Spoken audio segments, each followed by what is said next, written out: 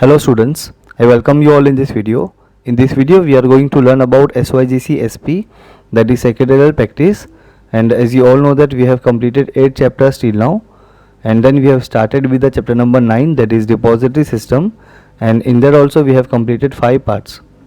So part 1 में हमने discuss किया था about introduction and meaning of depository system, then in part 2 importance of depository system, and in part 3 we have discussed about benefits और advantages of depository system.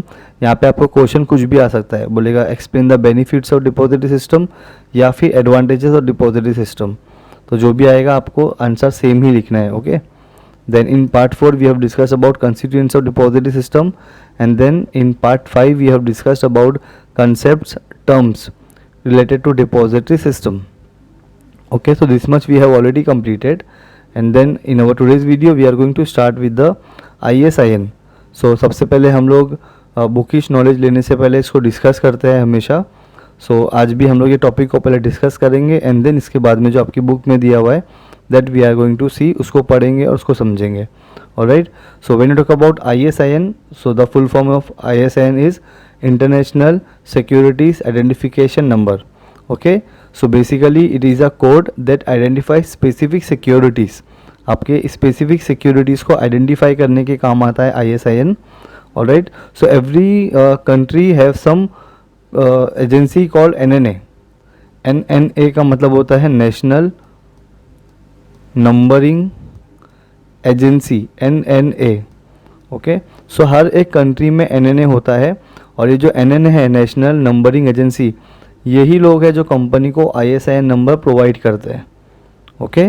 So when you talk about India, so India में NNA का जो role play करता है वो है हमारा SEBI, that is securities and exchange board of India. और ISIN नंबर जो है वो पूरी दुनिया में मतलब ग्लोबली एक्सेप्टेड है. Okay. So there are some few things which you should know, जैसे हम लोग बुक में पढ़ने से पहले आपको ये सारी चीज़ें पता होना चाहिए. एंड ISIN नंबर जो होता है ये 12 डिजिट का होता है. ओके. 12 डिजिट का होता है, अल्फ़ाबेट्स प्लस नंबर्स होते हैं इसके अंदर, और 12 पार्ट्स को 3 पार्ट में डिवाइड किया गया है, 4 4 4. ओके. तो 4 नंबर्स यहाँ होंगे, 4 इधर 4 इधर, तो टोटल हो गया 12 numbers. Alright.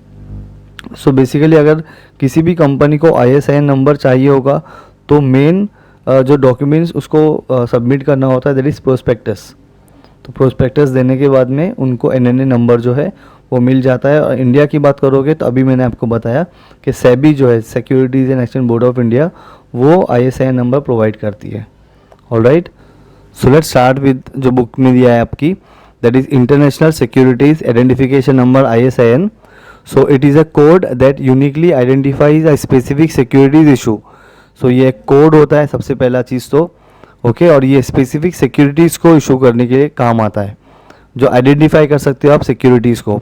So ISINs in any country are allotted by the countries NNA, that is national numbering agency. तो नेशनल नंबरिंग एजेंसी जो है ये अलॉट करती है ISIN नंबर. ओके.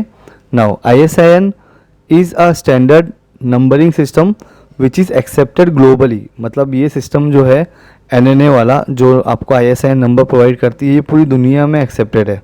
ग्लोबली मतलब पूरी दुनिया में ये चीज़ फॉलो होती है. Alright. Now the international organisation of standardisation ISO currently defines ISIN's structure. तो ISO ये आप देखोगे तो आपको ये बहुत सारी प्रोडक्ट के ऊपर पीछे दिखेगा, मतलब ISO अप्रूव्ड होता है वो प्रोडक्ट. ओके. तो अभी यहाँ पे ज़्यादा इसमें डिटेल में नहीं जाना, जस्ट आपको ISO नंबर मालूम रखना है. ओके. चलो आगे बढ़ते हैं. चलो अब बात करेंगे हम लोग इंडिया की. So in India issuing ISIN to securities is assign by SEBI. तो ये सिक्योरिटीज़ असाइन कौन करता है इंडिया में? SEBI.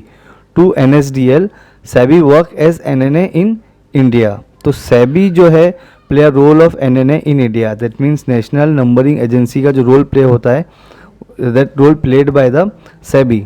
Alright. So for government securities allotment of ISIN is done by the RBI. अगर गवर्नमेंट सिक्योरिटीज़ की बात करोगे तो it is allotted by the RBI. जो ISIN नंबर जो मिलता है गवर्नमेंट सिक्योरिटीज़ में वो प्रोवाइड करता है RBI, that is reserve bank of India. Okay. चलो आगे बढ़ते हैं. ISIN consist of 12 digit alpha plus numerical code which is divided in 3 parts. तो टोटल 12 डिजिट के नंबर होते हैं, इसको 3 पार्ट में डिवाइड किया गया है, दैट इज़ 4 4 4, तो 3 पार्ट्स हो गए. और अल्फ़ा मतलब अल्फ़ाबेट्स और नंबरिंग न्यूमेरिक मतलब नंबर्स, तो अल्फ़ाबेट्स भी होते हैं और नंबर्स भी होते हैं इसके अंदर. ओके चलो आगे देखते हैं.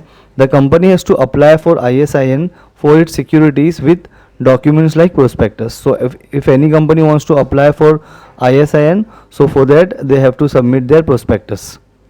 All right, so ये है आपका ISIN नंबरिंग सिस्टम, जो इम्पॉर्टेंट नहीं है, बट हाँ हो सकता है कि आपको ऑब्जेक्टिव में या किसी चीज़ में पूछे, but at the same time हमको सारा चीज़ें पढ़कर खुद को प्रिपेयर करके ही एग्ज़ाम में जाना है.